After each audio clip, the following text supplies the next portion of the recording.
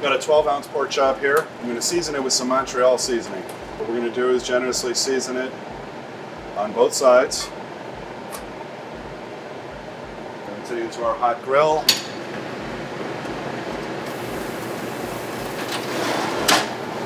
And we're going to go ahead, let that get a good char on it. Turn it. That's going to give us our crisscross grill mark. Once that's set, we're going to flip it over, cook it the rest of the way, either in a 425-degree oven, or if you're on like an outdoor grill, pull it off of the direct heat and keep it over off of where the main heat source is.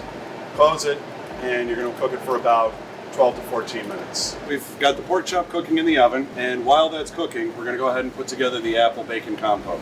Over medium-high heat, we're going to add in chopped bacon straight into the pan.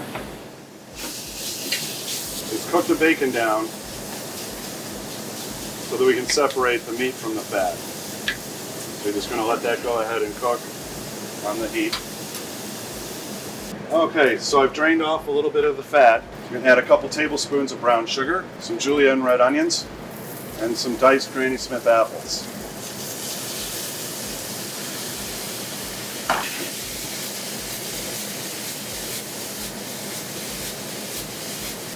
And basically we're just going to cook this for maybe a minute and a half to 2 minutes, just so that the apples soften up, the onions cook, and the brown sugar has a chance to melt and coat everything. At this point, now that it's softened, we're going to go ahead and pull it off the heat, and we'll go pull out the pork chop.